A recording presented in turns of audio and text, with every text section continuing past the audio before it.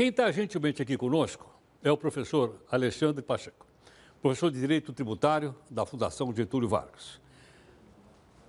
Professor Pacheco, muito obrigado pela gentileza, pela participação aqui do Jornal da Record News. Boa noite, Heródoto. Boa noite, telespectadores. É sempre um prazer estar aqui com vocês. Muito obrigado. Alexandre, pergunta é o seguinte. É fato que o funcionário público trabalhou 15 anos na iniciativa privada, prestou concurso, aí ele passou a ser funcionário público. Aquele período que ele trabalhou na Previdência privada, na Previdência Pública, no INSS, conta para a aposentadoria dele? Essa é uma distorção que configura um privilégio para os servidores públicos, não é? No passado, o tempo de trabalho na iniciativa privada contava para a aposentadoria do serviço público também. E muita gente acabou se aposentando com uma idade muito baixa, com 42 anos, 43 anos, 44 anos, e essa é uma das causas de privilégios previdenciários que acabou gerando esse déficit monstruoso que a gente tem na Previdência.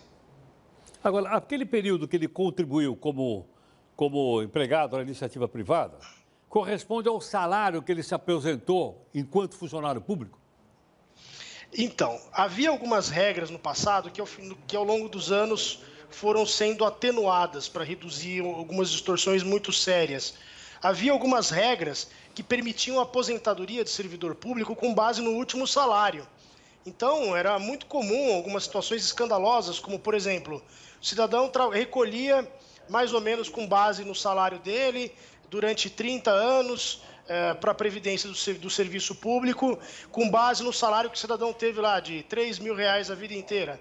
Aí, no último mês, havia uma promoção e o cidadão dobrava de salário e recebia como benefícios de aposentadoria integrais, né, com base nesse último salário de R$6.000.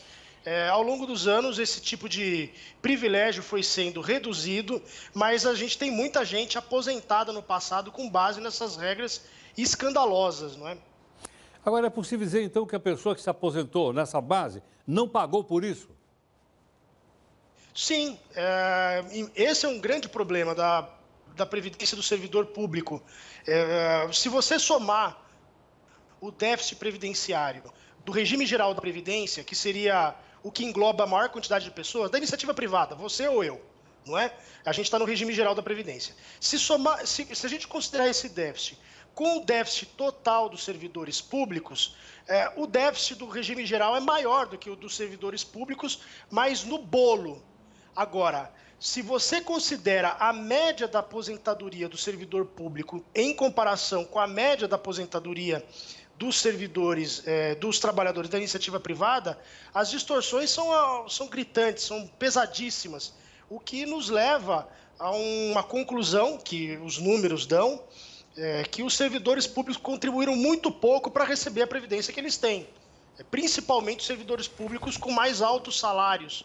Esse problema de injustiça da aposentadoria do servidor público é gritante no Brasil. Agora, quando tem o reajuste dos trabalhadores da iniciativa privada, lá no INSS, o cálculo é o mesmo que se faz para o aposentado do funcionalismo público? Existe uma garantia que pode ser mudada, que consta na legislação hoje, de paridade da aposentadoria do servidor público com os da ativa.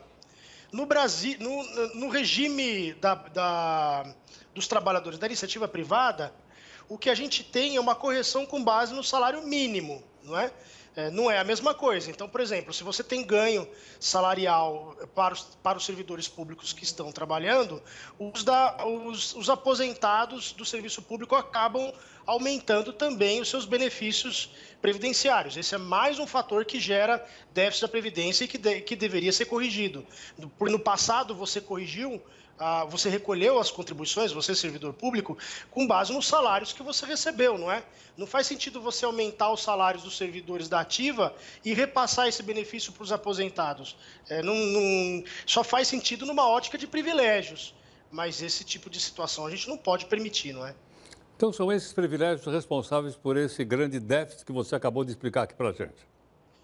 Também. Agora tem uma coisa muito mais complexa do que isso, que seria o seguinte: E esse tipo de discussão costuma dar desentendimentos, a gente só consegue ter com uma pessoa, como é que eu posso dizer, que esteja aberta a discutir, inclusive, os seus próprios direitos, vamos dizer assim. Se o cidadão recebe uma aposentadoria de R$ 1.000, ninguém duvida que é uma aposentadoria de valor muito baixo. Você sobreviver com R$ 1.000 no Brasil não é fácil, principalmente nas grandes capitais, certo? No entanto, se você não contribuiu para ter os R$ 1.000, você gera déficit da Previdência. Então, no Brasil até isso tem. Pessoas que recebem aposentadoria muito baixa, no entanto, não contribuíram a vida toda para ter essa aposentadoria baixa. Agora, como resolver isso? Esse é o problema, não é? Como é que a gente vai reduzir a aposentadoria de quem já ganha pouco, não é? Então, no final das contas, a gente tem privilégios até nas baixas aposentadorias. A gente tem privilégios gritantes também na aposentadoria por tempo de contribuição, que hoje não tem idade mínima.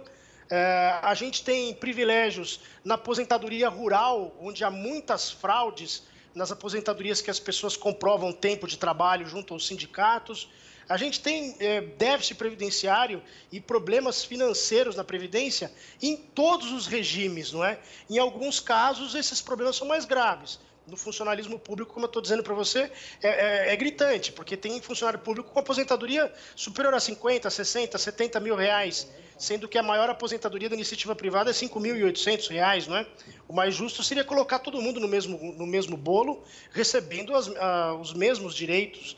Esse é um primeiro passo que deveria ser feito pelo governo federal e que a PEC da Previdência apresentada pelo Bolsonaro dá alguns passos nesse sentido. Alexandre, não vai ser fácil discutir isso lá no Congresso, hein? Olha, eu não sei se você já cometeu essa imprudência. Eu fiz isso e estou me controlando para não fazer isso mais. Discutir questões de previdência, por exemplo, com as pessoas que a gente mais ama, com a nossa família, com os amigos, com os empregados. E isso mexe muito com o emocional das pessoas, porque lida com expectativas. As pessoas trabalham a vida inteira com a expectativa de se aposentar com uma regra. Então, mudar isso gera convulsão mesmo, gera incompreensão. Então, a gente tem que... A primeira coisa para discutir esses problemas, a gente tem que se colocar no lugar do outro e discutir isso com empatia, entendendo que o outro também, vamos dizer assim, pode ter o seu privilégio, mas ele estruturou a vida inteira em torno desses direitos. E que tirar isso da noite para o dia é um problema grave, né? Sem dúvida. Alexandre, obrigado pela gentileza mais uma vez. Muito obrigado. Boa noite, Heródoto. Um abraço.